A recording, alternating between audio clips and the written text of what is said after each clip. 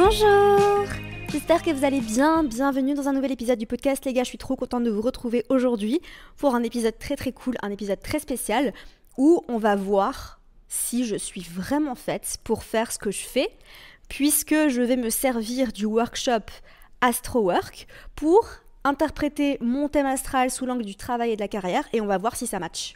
Donc en gros ce que je vais faire, c'est que je vais littéralement utiliser les workbooks qui sont à disposition dans le workshop.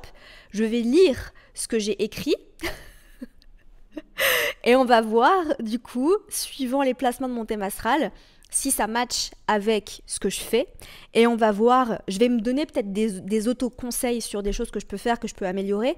Je vais vous commenter aussi sur pas mal de choses dans ma vie, de ce qui se passe, comment ça se manifeste, comment ça se reflète. En gros, je vais m'auto-faire une analyse du travail et de la carrière de mon thème astral grâce au workshop que je viens de créer qui est sorti hier. D'ailleurs, il est dispo en promotion de lancement à 49 € jusqu'à dimanche seulement. Donc je te conseille de sauter dessus parce qu'il ne sera plus jamais à ce prix-là. Voilà, c'est la promo de lancement et à chaque fois pour la promo de lancement, on fait un prix exceptionnel et ensuite le tarif augmente bien évidemment. Donc jette-toi dessus. Mais du coup voilà, je vais me servir de ce workshop et on va voir ça ensemble. Alors j'ai déjà fait un épisode la semaine dernière où je t'expliquais qu'est-ce qu'on vient analyser quand on parle du travail et de la carrière. Donc, je vais t'expliquer brièvement, je vais te réexpliquer brièvement ce qu'on va venir analyser et ce que je t'apprends, ce que je t'enseigne à analyser dans AstroWork.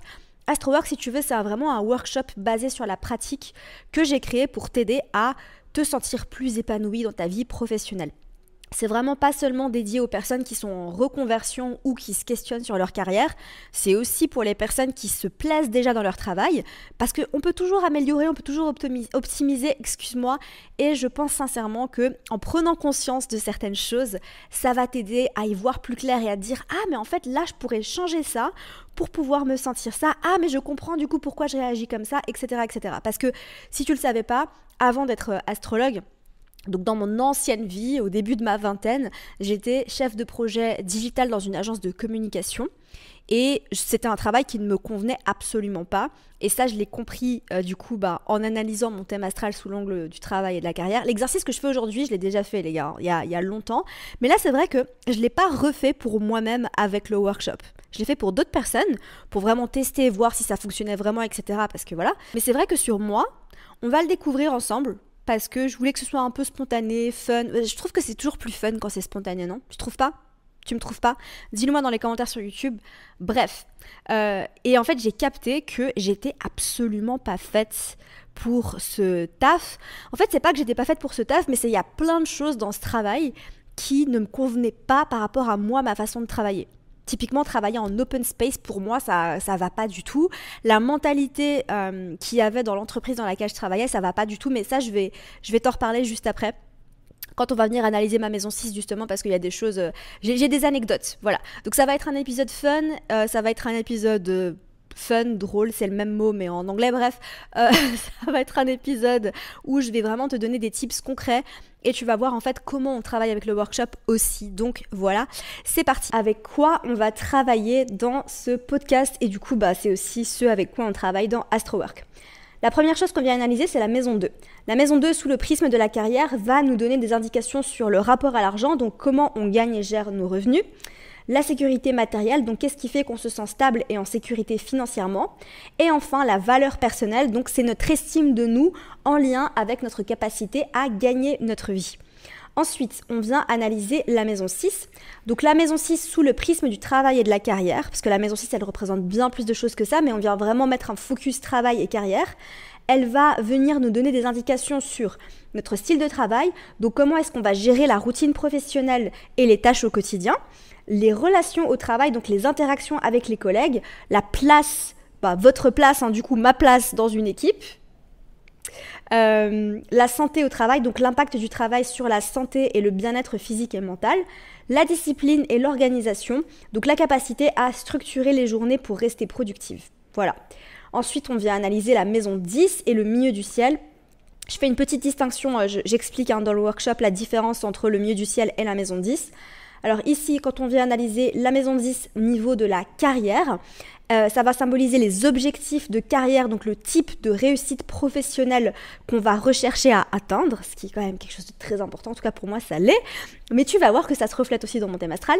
Ensuite, la vocation, donc ce vers quoi on se sent naturellement attiré en termes de chemin de vie et d'accomplissement professionnel. Et ensuite, les ambitions, donc qu'est-ce qu'on a envie d'accomplir au niveau professionnel en termes de besoins d'excellence et de reconnaissance. Le rapport à l'autorité, donc comment est-ce qu'on se positionne face aux figures d'autorité et aussi notre propre capacité à exercer l'autorité et à diriger. La réussite publique, donc la manière dont les efforts professionnels se manifestent publiquement, comment est-ce qu'on gagne en notoriété et en reconnaissance, et enfin la réputation professionnelle, donc l'image qu'on va projeter dans notre environnement de travail aux yeux du public. Donc voilà pour la maison 10. Et dans le workshop, je vous invite aussi à analyser Mars en signe, en maison et en aspect avec un focus travail et carrière. Donc Mars va nous parler de la motivation, la prise d'initiative, la compétitivité, le leadership, la gestion de l'énergie. Je ne vais pas le faire dans cet épisode de podcast parce que sinon ce sera beaucoup trop long. Et on vient aussi analyser Mercure en signe, en maison et en aspect. Avec la communication, la réflexion, l'adaptabilité, etc., etc. Voilà, mais on va se concentrer sur les maisons dans cet épisode de podcast et je pense que ça va déjà nous donner de très très bonnes indications. Alors, on va commencer tout de suite. Donc, je prends mon thème astral, moi, et je vais tout simplement venir lire ce que j'ai écrit dans les workbooks. Si tu ne sais pas, tous les workshops que je crée, donc Astrolove, Astrosex et Astrowork, c'est des petites vidéos d'explication pour t'expliquer justement comment est-ce qu'on va fonctionner avec le workshop et comment venir analyser ces maisons-là et ces planètes-là en question. Donc chaque chapitre concerne une partie de ton thème astral. En l'occurrence, le premier chapitre, c'est la maison 2, le deuxième chapitre, c'est la maison 6, etc. Et en fait, tu as des vidéos explicatives et ensuite, tu as un workbook qui fait plus de 50 pages pour la plupart. Donc chaque chapitre a son propre workbook et c'est grâce au workbook que tu vas pouvoir travailler puisque dans le workbook, je t'ai mis les interprétations de tous les placements et toi, tu as seulement à reprendre ton thème astral, à repérer les placements, à lire l'interprétation que j'ai écrite et ensuite c'est à toi de te la réapproprier, d'ajouter des exemples. Tout ça je t'explique dans le workshop, donc comment travailler avec, parce que le workbook en fait il te donne une base et sur cette base toi tu vas ajouter des choses, ajouter des exemples, aller plus en profondeur dans l'interprétation, etc. Alors on va le faire du coup, on commence avec ma maison 2. Alors moi j'ai la maison 2 en taureau, donc on analyse la maison 2 de cette manière-là, donc toutes les maisons d'ailleurs dans le workshop. La maison en signe, ensuite on vient analyser le maître de la maison, donc la planète qui gouverne le signe de cette maison en signe, et ensuite en maison. Donc maison en signe, maître de la maison en signe, maître de la maison en maison. C'est comme ça que j'enseigne l'interprétation des maisons dans toutes mes formations. Et c'est vraiment le maître qui nous donne un niveau d'interprétation, je dirais, un peu supérieur. Maison 2 en taureau. Tu gagnes ta vie de manière stable, souvent en accumulant lentement mais sûrement. Les métiers liés au fait d'embellir, créer du beau, au bien-être, à l'immobilier, à la gestion des finances ou à des produits durables te conviennent bien. Pour gérer tes revenus, continue d'être méthodique et prudent, mais garde un œil sur les nouvelles opportunités qui pourraient te rapporter davantage à long terme. La sécurité pour toi, c'est savoir que tu as une base solide, un bon compte d'épargne ou un investissement sûr qui te permet de dormir sur tes deux oreilles. Pour renforcer cette stabilité, investis dans des biens concrets comme l'immobilier, construis-toi un coussin financier pour les imprévus. Et ensuite, donc, il y a la partie estime de soi. Ton estime de toi repose sur ta capacité à maintenir une sécurité matérielle stable.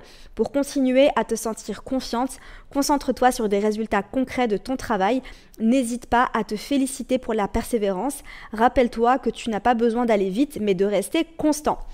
Donc, oui, absolument. Donc, des métiers qui sont liés au fait d'embellir et de créer du beau, ça c'est vrai et c'est déjà quelque chose que je fais déjà dans mon quotidien aujourd'hui et tu vas voir que à travers l'analyse du reste de mon thème astral, c'est quelque chose qui revient quand même pas mal, c'est que j'ai besoin de créer du beau dans ce que je fais et que j'ai vraiment l'impression que ma capacité directe à gagner ma vie, donc à attirer des clients, est aussi liée à tout l'univers en fait que je crée au sein de ce que je fais aujourd'hui, à savoir que j'ai besoin que mes visuels soient jolis, c'est important pour moi d'avoir une bonne qualité de vidéo et de son. Quand je fais mes posts Instagram, j'ai besoin que ce soit beau, j'ai besoin que ce soit cohérent, je suis un peu une psychorigide du design, voilà. Ça se voit ailleurs dans mon thème astral, mais vraiment le créer du beau, embellir, je suis d'accord avec ça.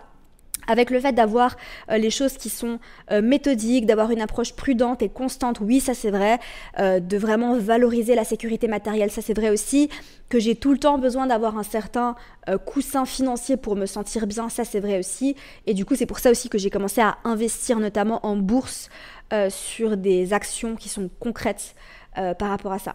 Voilà. Alors ensuite, on va venir analyser le maître de ma maison 2 en signe. Donc le maître de ma maison 2, c'est Vénus, puisque Vénus, c'est la planète qui gouverne le taureau. Donc vu que j'ai Vénus en poisson, on va venir analyser maître de la maison 2 en poisson. Alors je prends la partie dans le workbook, maître de la maison 2 en poisson. Du coup là, je suis à la page 17. Alors... Tu gagnes ta vie en suivant ton intuition et en utilisant tes talents créatifs ou spirituels. Les métiers liés à l'art, à la guérison ou au service à l'autre t'attirent. Ton approche financière est souvent intuitive mais parfois un peu floue. Pour mieux gérer tes revenus, essaye de structurer un peu plus tes finances tout en te laissant de la place pour suivre ton instinct. Tu te sens stable financièrement quand tu peux suivre tes passions et que tu as la liberté d'agir en fonction de ton intuition.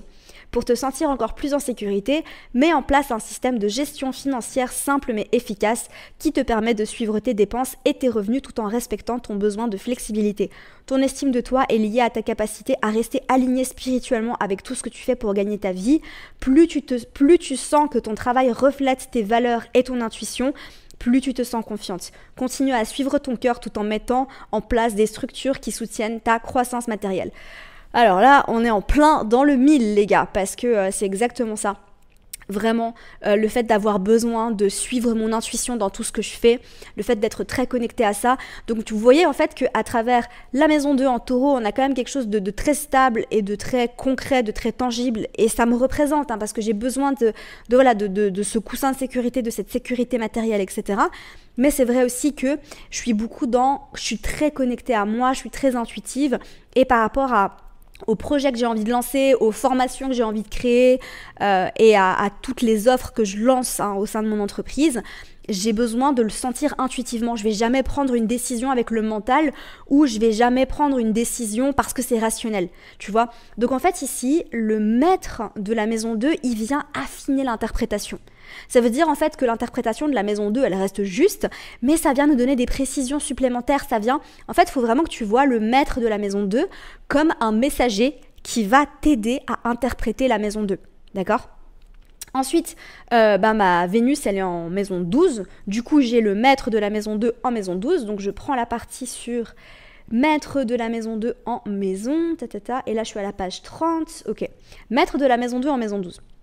Tu gagnes ta vie de manière discrète, souvent à travers des activités liées à la guérison, la spiritualité ou des domaines qui échappent à la vue publique. Les métiers dans les hôpitaux, les institutions ou les domaines créatifs mais cachés te conviennent.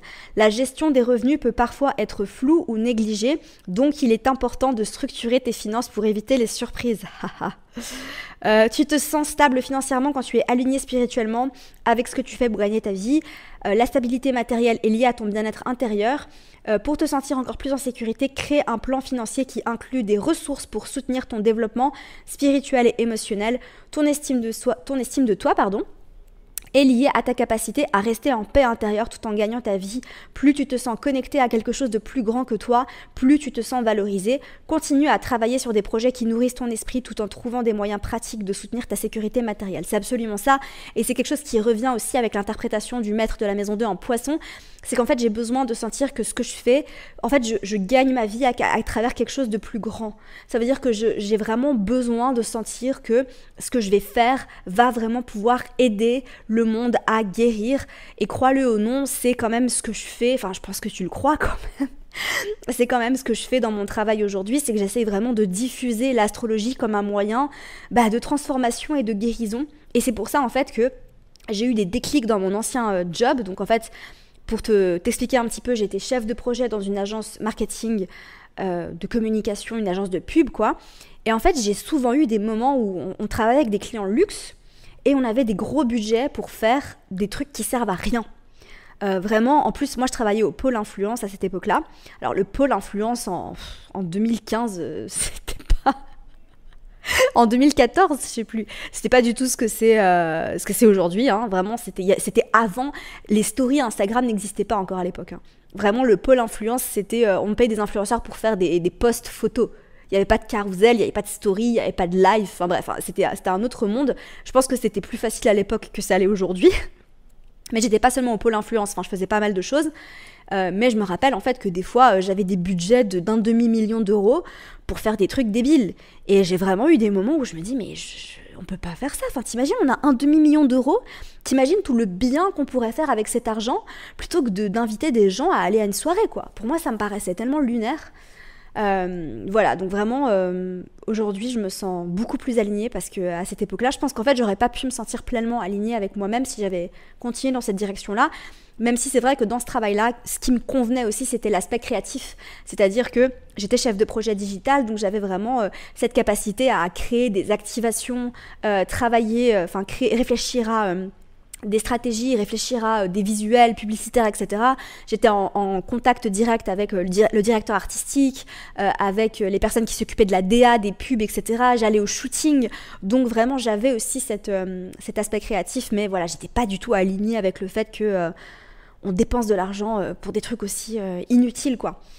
Donc voilà, autre chose qu'on retrouve aussi avec la maison 12, c'est que, comme je l'ai indiqué ici, maître de la maison 2 en maison 12, c'est des personnes qui peuvent travailler de manière discrète, liée à la guérison, la spiritualité, qui échappent à la vue publique.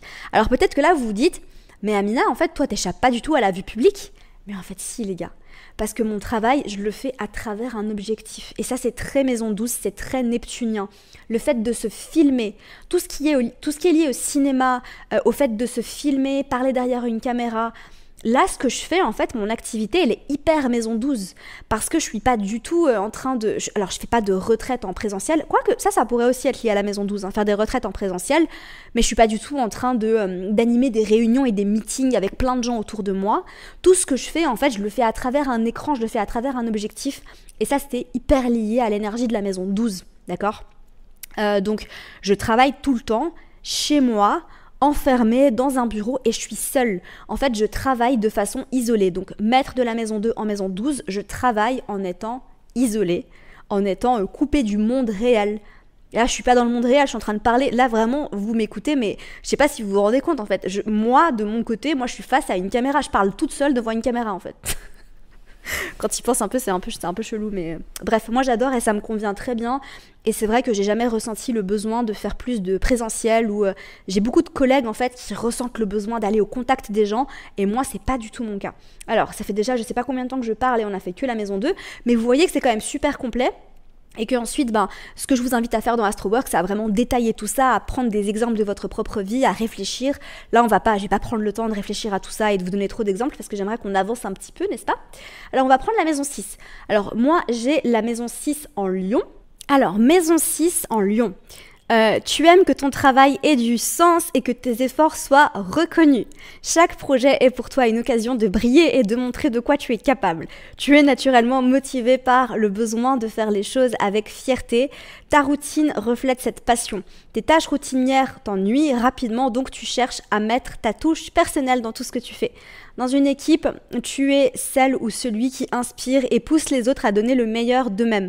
Ton enthousiasme est contagieux, mais attention à ne pas chercher trop de reconnaissance de la part de les autres. Vous voyez que je souris si vous me regardez sur YouTube parce que je me reconnais tellement là-dedans.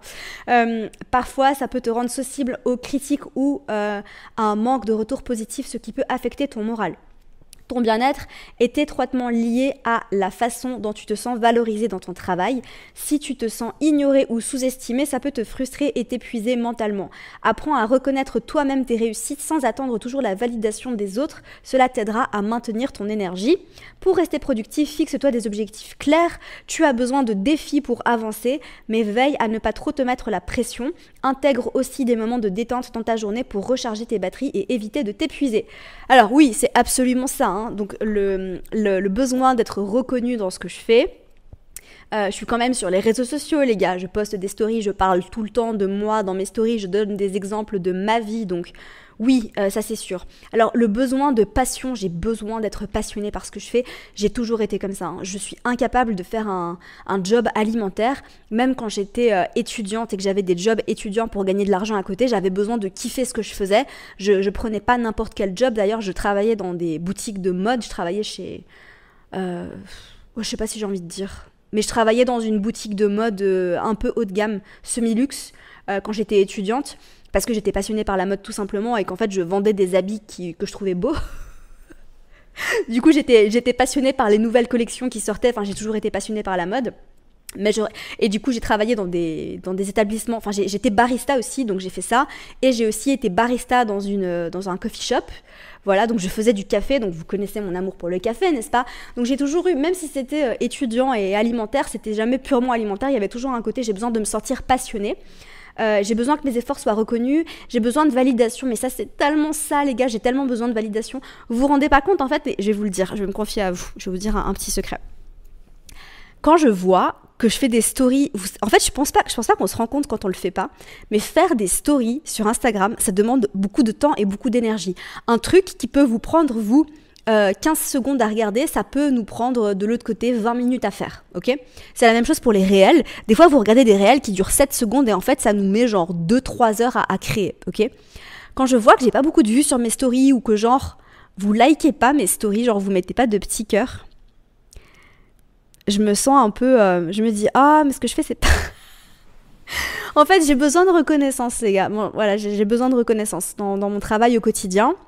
Et en fait, c'est vrai que plus je vois que mes posts ont de likes ou de commentaires, que mes stories ont de vues, quand je vois que vous likez mes stories, ça m'encourage vraiment à en faire plus, à parler plus. Mais c'est vrai que les jours où je fais genre, je fais pas un flop, on est d'accord. Et en fait, je sais pas sur quoi on se base pour liker une story. Enfin, je sais pas, il y a des gens qui likent tout, il y a des gens qui likent rien. Enfin, bref, dans le fond, on s'en fout. Enfin, ce que je me dis à moi-même, hein, à travers ça, c'est il faut que j'apprenne à reconnaître mes propres efforts. Donc, je vais prendre mes propres conseils en considération, n'est-ce pas? Mais voilà, c'était le petit partage un peu vulnérable du jour. Être sensible à la critique, alors oui, ça absolument, je suis très sensible à la critique dans mon travail. C'est vrai qu'aujourd'hui, je reçois pas trop de critiques, mais dans mon ancien travail, quand on me critiquait ou quand je sentais que ce que je faisais n'était pas à la hauteur, je me vexais assez facilement. Donc ça, c'est juste. Alors ensuite, j'ai le maître de... Donc vu que j'ai la maison 6 en Lion, le maître du lion, c'est le soleil. Donc on va venir prendre maître de la maison 6. Mon maître de la maison 6 est en taureau, vu que j'ai le soleil en taureau. Je pense que c'est un secret pour personne à ce stade, n'est-ce pas? Alors, maître de la maison 6 en taureau. Tu préfères un rythme de travail tranquille et stable. Une bonne routine bien rodée te donne un sentiment de sécurité. Tu n'es pas du genre à te précipiter, tu prends ton temps pour bien faire les choses et tu t'épanouis dans des tâches régulières où tu peux avancer à ton rythme. Ça, c'est tellement vrai. Et en fait, c'est le lien en fait entre la maison 6 en Lion où je peux avoir tendance à mettre un peu la pression et à envie de... Ce qui m'aide, et en fait, ce que je disais hein, justement dans... Maison 6 en Lion, c'est que c'est bien de se fixer des petits objectifs parce qu'en fait, tu sens en fait que tu progresses vers quelque chose. Et c'est aussi vrai que j'ai besoin de routine. Genre vraiment, il y a 1 milliard de millions de cafés ici à Bali pour aller travailler. Mais moi, j'adore être à mon bureau, boire... Je sais pas si vous avez remarqué, hein, mais je bois tous les jours le même café parce que j'adore ce café-là. Et tous les jours, j'y vais à la même heure. Je m'installe à mon bureau et en fait, je fais les mêmes choses et ça m'aide en fait. Justement, j'ai besoin de cette stabilité. Avec les autres, tu peux être une personne fiable sur qui on peut toujours compter. Ton côté calme apporte une ambiance apaisante à l'équipe, même si parfois tu peux être un peu têtu si les choses changent trop vite. Ça, c'est très juste. Bon, surtout que c'est aussi mon soleil, hein, c'est aussi mon signe solaire. Travailler en équipe fonctionne bien pour toi tant que tout le monde respecte ton besoin de stabilité. Pour toi, le bien-être au travail est essentiel. Si ton environnement est trop chaotique ou stressant, tu te sens mal. Oh mon Dieu, c'est tellement juste. Ça, c'est vrai de ouf. J'ai besoin aussi que mon espace de travail... Tu as besoin que ton espace de travail soit confortable et c'est très important de garder un bon équilibre mental et physique. N'hésite pas à prendre soin de toi et de ton environnement pour te sentir bien au quotidien. J'ai besoin... Ça, les gars, si vous avez la maison 6 en taureau ou maître de votre maison 6 en taureau, d'avoir un bureau et une chaise de bureau et un cadre de travail qui soit apaisant et confortable. Je peux pas travailler, et ça c'est aussi la raison pour laquelle je suis beaucoup moins productive quand je vais dans des cafés. C'est que s'il y a trop de monde autour de moi, qu'il y a des gens qui s'agitent, qui parlent trop fort et qui s'agitent dans tous les sens et machin, moi je peux pas me concentrer, j'arrive pas. Mais c'est grâce à ce placement-là. Il y a des personnes, au contraire, tu vois, par exemple, je sais pas, maison 6 en bélier ou en sagittaire, maître de la maison 6 en bélier ou en sagittaire, enfin il y a d'autres placements. En fait, ils ont besoin d'être stimulés. Tu vois, ils ont besoin justement de voir des gens s'agiter, ça les aide justement à rester productifs, alors qu'avec le taureau là, c'est l'inverse. D'accord, j'ai besoin de calme, j'ai besoin je veux pas qu'on me brusque, je déteste qu'on me dérange quand je travaille, genre vraiment. Ta discipline est solide et tu sais comment organiser tes journées pour rester productive. Parfois, tu pourrais gagner à être un peu plus flexible. Intégrer un peu de spontanéité pourrait rendre ton quotidien plus agréable sans pour autant nuire à ta productivité. Donc par exemple, de temps en temps, aller 1 fois par semaine, Amina, tu pourras aller travailler dans un café tranquille. Parce qu'il y a des endroits ici où je sais que je suis tranquille. D'ailleurs, en fait, quand je vais travailler au café, je vais toujours au même endroit. Je vais pas me risquer à aller tester un nouveau café parce que je sais pas si je vais réussir à bien bosser, etc. Bref. Alors, maître de la maison 6 en maison 1, vu que maison 6 en Lion, le maître du Lion, c'est le soleil, et j'ai le soleil en maison 1. Donc, maître de la maison 6 en maison 1, ton style de travail est très personnel, tu t'identifies fortement à ce que tu fais. Non, sans blague. Ton approche du travail est directe et dynamique. Tu n'hésites pas à te mettre en avant et à prendre des initiatives. C'est très juste.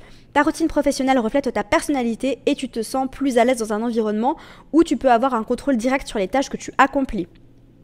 Sans blague. Vous voyez quand même que mon travail, c'est de me mettre en avant. D'accord ? Au quotidien, ce que je fais, c'est des photos de moi, je me filme. Donc, il y a quelque chose qui fait que mon travail est lié directement à ma personnalité. D'accord ? Maître de la maison 6 en maison 1. Au sein de ton équipe, tu es souvent perçu comme un leader naturel, ton énergie et ton assurance inspirent les autres, mais parfois tu peux être un peu trop centré sur toi-même. Ce qui peut créer des tensions. Travailler sur ta capacité à écouter les idées des autres et à collaborer plus harmonieusement pourrait te rendre encore plus efficace en équipe. Alors oui, mais là, pour le coup, j'ai pas de collègues, il y a que des gens qui travaillent pour moi, et vous savez quoi, ça me va très bien comme ça. J'ai plus... ton bien-être est lié à ton autonomie au travail, tu aimes pouvoir gérer tes projets à ta manière, mais attention à ne pas t'investir trop personnellement. Ce lien fort entre ton travail et ton identité peut te stresser si les choses ne vont pas comme tu veux. Les gars, j'avoue que c'est challengeant d'être sur les réseaux sociaux parce qu'il y a toujours le truc de... Je parle beaucoup de moi, je parle beaucoup de ma vie, mais c'est exactement ça. Ça, c'est vraiment genre... Vous voyez à quel point je suis quand même bien alignée avec mon thème astral au niveau de ma carrière, on va pas se mentir. Là, jusqu'ici, ça coche quand même pas mal les cases. Le lien avec la spiritualité, la guérison, le besoin de faire quelque chose de plus grand que soi avec le poisson, le besoin de stabilité, de routine. Je suis plus productive quand j'ai ma routine, etc. Mais le besoin de briller, le besoin de validation... et surtout le fait que mon travail soit aussi centré sur moi, sur ma personnalité, sur mon corps, sur qui je suis quand même. Mais c'est vrai que c'est challengeant d'être sur les réseaux, voilà, je parle beaucoup de moi, je parle beaucoup de ma vie, et il y a des moments où je me dis mais où est-ce que je mets la limite en fait entre ma marque personnelle et du coup mon travail, parce que en fait pour l'instant j'ai pas trop de problèmes, de haters, etc. Mais enfin je sais très bien qu'à un moment donné, si je continue de me développer, ça va arriver. Je sais très bien qu'il y a des gens qui m'aiment pas. Je me doute qu'il y a des gens qui consomment mon contenu et qui se disent « Ah là là, mais elle me saoule ». Et c'est vrai que c'est pas toujours facile à gérer. Bref, c'est un peu vulnérable tout ça. Alors, ce lien fort entre ton travail et ton identité peut te stresser si les choses ne vont pas comme tu veux. Pour rester en forme, trouve des moyens de déconnecter de ton travail pour préserver ton énergie. Déconnecter, c'est pas mon point de fort, on va être d'accord. Côté organisation, tu es très autodiscipliné. Tu sais comment structurer tes journées pour être productif, mais attention à ne pas en faire trop. Apprendre à déléguer et à ne pas tout porter sur tes épaules te permettra de maintenir un bon équilibre entre travail et bien-être. Oui, alors ça a été un gros problème pendant longtemps. Aujourd'hui, j'ai appris à déléguer, mais c'est vrai que j'avais un peu ce truc de « non, t'inquiète, je gère ». Tu vois, donc oui, ça encore une fois, c'est extrêmement juste. Donc voilà pour la maison 6. Bon déjà, on est bien là, jusqu'ici. On va faire la maison 10 rapidement parce que j'ai pas envie non plus que cet épisode de podcast dure 1h30. Alors, j'ai la maison 10 en Capricorne. Milieu du ciel, maison 10 en Capricorne. Alors, la maison 10, maison 10 en Capricorne. Tes objectifs de carrière sont définis et ambitieux. Tu cherches à réussir de manière structurée et méthodique en montant les échelons avec patience et détermination. Tu as ton idée du succès est étroitement liée à ta capacité à bâtir quelque chose de solide et durable, que ce soit une carrière, une entreprise ou une réputation irréprochable. Ta vocation t'attire naturellement vers des métiers où la discipline, la responsabilité et le travail acharné sont valorisés. Vous en pensez quoi, vous qui me connaissez? Ça me correspond ou pas? Que ce soit dans la finance, la gestion ou d'autres domaines où la rigueur est essentielle. Je crois que le mot rigueur dans le travail, c'est mon mot préféré. Tu te sens accompli lorsque tu peux voir des fruits concrets de ton travail sur le long terme. Tes ambitions sont élevées, mais tu les atteins avec une grande patience. Tu veux être reconnu pour ta capacité à créer du succès durable en bâtissant pierre par pierre une carrière solide. L'excellence pour toi, c'est atteindre le sommet après des années d'efforts soutenus et de persévérance. Face à l'autorité, tu es respectueux, mais tu veux également gravir les échelons pour devenir toi-même une figure d'autorité. En tant que leader, tu es discipliné et exigeant, mais tu fais preuve de justesse et de constance. Cependant, veille à ne pas devenir trop rigide ou distant dans ta quête de succès. Ça, c'est vraiment quelque chose sur lequel j'ai dû travailler. Car cela peut t'affecter dans tes relations avec tes collègues. Ta réussite publique est souvent fruit d'années de travail et de dévouement. Tu gagnes en notoriété grâce à ta persévérance, à ta capacité à atteindre tes objectifs sur le long terme. Les gens te respectent pour ta force de caractère et ta capacité à surmonter les obstacles avec calme et détermination. Ta réputation professionnelle est celle de quelqu'un de sérieux, fiable et extrêmement compétent. Tu es vu comme une personne qui atteint toujours ses objectifs, même s'ils prennent du temps. Toutefois, fais attention à ne pas sacrifier ton bien-être personnel dans ta quête de réussite professionnelle. Bon, alors oui, ça me correspond énormément, surtout qu'en fait, du coup, je vais pas le relire, donc j'ai maître de ma maison 10, donc j'ai Saturne en Capricorne également, donc en fait ça vient renforcer tout ça, d'accord? En fait c'est comme si t'avais maison 10 en Capricorne x 2 pour le coup ici. Donc oui, ça c'est extrêmement juste. Je suis quelqu'un de très persévérant, je suis quelqu'un d'extrêmement ambitieux, je suis pas pressée dans ma quête de succès. Je sais où je veux aller. Alors je sais où je veux aller oui et non, parce qu'en fait j'ai quand même Neptune en maison 10. D'ailleurs j'ai fait toute une partie bonus dans les maisons avec les planètes en maison. Donc si jamais tu as des planètes en maison 2, tu pourras aller lire aussi la définition, ce qui correspond. Ah bah d'ailleurs j'ai la lune en maison 2, j'aurais pu aller lire lune en maison 2. Mais bref, on va pas le faire parce que sinon ça va être trop long, n'est-ce pas? L'histoire de ma vie. J'ai l'impression que je le répète 45 fois par épisode. Ça va être trop long. Mais du coup oui, effectivement, j'ai pas peur de prendre le temps de faire les choses bien, parce qu'en fait pour moi c'est hyper important de construire quelque chose qui est solide et qui dure. Voilà. Face à l'autorité, oui, j'ai toujours été respectueuse de l'autorité, même si je la supporte pas, parce que j'ai Uranus conjoint au milieu du ciel, les gars, et c'est là aussi que l'astrologie vient entrer en compte. Alors, l'astrologie vient entrer en compte, notamment avec le maître de ma maison 2 en Poisson, en maison 12, parce que l'astrologie, ça reste une discipline spirituelle, et c'est vrai que Uranus, c'est justement la planète qui gouverne l'astrologie. Uranus, c'est la planète des astrologues, donc le fait d'avoir Uranus directement conjoint à mon milieu du ciel peut indiquer le fait d'avoir un talent particulier pour tout ce qui est en lien. Ça montre aussi que je suis quelqu'un qui a envie de tracer sa propre route, qui a besoin d'être innovant. C'est quelque chose que je pourrais lire d'ailleurs dans le workbook. J'ai détaillé Neptune en maison 10, Uranus en maison 10 et Saturne en maison 10. Du coup, je vais pas les lire les trois, mais tu vois où je veux en venir. Et du coup, d'avoir une carrière qui est orientée vers le soin, la guérison avec Neptune. Il y a un côté un peu flou, d'accord? Donc Neptune vient ajouter du flou par rapport à tout ce que je viens de lire. C'est vrai que j'ai une vision de là où je veux aller, mais elle n'est pas exacte et précise, d'accord? Parce qu'il y a quand même Neptune qui est là, qui vient flouter un petit peu je sais jamais trop où je vais. Et avec Uranus, c'est vrai que ça enlève un peu de cette stabilité. Donc j'ai peut-être pas une carrière aussi stable que ce que je viens de lire, parce que Uranus vient chambouler, amener des surprises, amener des déclics. Il a besoin d'innover. J'ai tout le temps besoin de sentir que j'innove en fait. Je déteste faire comme les autres, je déteste faire comme tout le monde. Et surtout, c'est aussi une carrière en lien avec l'astrologie. Donc ça se reflète à ce niveau-là. Et c'est vrai qu'avec Saturne, c'est vraiment seulement après mon retour de Saturne que je me suis lancée en tant qu'astrologue, d'accord. Donc c'est vraiment à ce moment-là que j'ai commencé à me sentir pleinement heureuse et épanouie dans ma carrière, mais ce que je faisais avant mon retour de Saturne ne me plaisait pas du tout autant que ce que je fais aujourd'hui.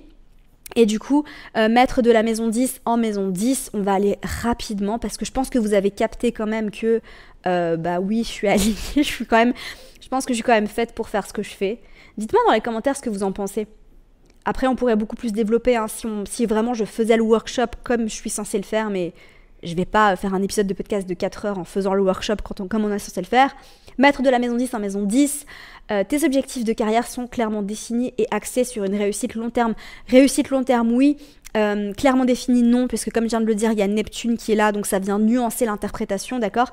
C'est vrai que quand tu fais le workshop, ce qui est important, c'est vraiment à la fin, donc quand tu as bien repris toutes les interprétations, de rédiger une interprétation finale. C'est ce que je t'explique hein, d'ailleurs dans le workshop, je t'explique comment faire. Rédiger une interprétation finale avec tous les éléments, prendre bien tous les éléments en considération pour vraiment avoir quelque chose qui te correspond à toi personnellement, d'accord. Tu cherches à atteindre le sommet dans ton domaine, position d'autorité, ton succès est généralement le fruit d'un travail acharné. Tes ambitions sont élevées, tu es prête à travailler dur pour les atteindre. L'excellence pour toi passe par la reconnaissance publique. Ah oui, ça c'est juste, ça c'est très vrai. Donc voilà, je vais pas tout lire, mais vous avez capté. Bref, j'espère que ça vous aura plu. Je suis curieuse. Dites-moi ce que vous en pensez, parce que vous me connaissez bien quand même. Dites-moi dans les commentaires ce que vous en pensez. Et puis, si vous avez les mêmes placements que moi, est-ce qu'il y a des choses qui vous ont parlé ? Voilà, dites-le moi aussi dans les commentaires. Et puis, si vous voulez aller plus loin, ça se passe dans Astrowork, les gars. Qu'est-ce que vous attendez ? J'espère sincèrement que tout ce que je vous ai expliqué aujourd'hui, si jamais vous avez des connaissances en astrologie et que vous n'avez pas envie de vous prendre Astrowork, vous pouvez vous servir de tout ce que je vous ai mentionné pour interpréter votre thème astral, comme je l'ai expliqué d'ailleurs, donc en reprenant les maisons et leurs fonctions, mais vraiment à ce prix-là, je ne sais pas pourquoi vous vous priveriez, excusez-moi. Je vois pas pourquoi vous vous priveriez. Là, par exemple, le workbook sur la maison 10, il fait 72 pages. 72 pages pour interpréter avec des exercices, avec toutes les interprétations, etc. Tu peux le faire pour toi, tu peux le faire pour d'autres personnes. Si tu es déjà astrologue et que tu as envie d'utiliser cette méthode pour aider tes clients à avancer dans leur carrière, tu peux tout à fait t'en servir. Si tu es coach ou thérapeute, si tu es coach business par exemple et que tu as envie d'utiliser l'astrologie comme outil pour aider tes clients, tu peux aussi t'en servir. Enfin vraiment, c'est une méthode que tu peux appliquer non seulement à toi et à ton thème astral, mais à toutes les personnes auxquelles tu as envie d'appliquer cette méthode. Voilà, et vraiment, c'est hyper détaillé, c'est hyper développé. Si tu as des questions, tu m'envoies un mail. Je mettrai le lien juste en dessous dans les notes du podcast ou dans la barre d'infos si tu me regardes sur YouTube. Et je te rappelle que tu as seulement jusqu'à dimanche pour bénéficier de la super promo de lancement à seulement 49 € les gars. Pour tout ça, pour tout ce qu'il y a dans ce workshop, j'avais vraiment envie qu'il soit accessible à un maximum de monde. Mais c'est vrai que ça fait au moins plus de 2 mois que je travaille dessus à fond les ballons. J'ai été beaucoup moins présente en story. Et même avant le relancement du podcast, j'étais déjà dessus. Enfin, c'est un travail de dingue, mais je suis trop contente, je suis trop fière de ce produit. Vraiment, il est top. Je suis vraiment trop fière. Voilà, trop contente. Donc, si tu as des questions sur Astrowork, que t'es pas sûre, n'hésite pas à m'écrire un petit DM sur Instagram, je te répondrai avec grand plaisir. Et voilà, moi je te retrouve la semaine prochaine pour un nouvel épisode du podcast. En attendant, prends soin de toi et passe une merveilleuse journée. Bye!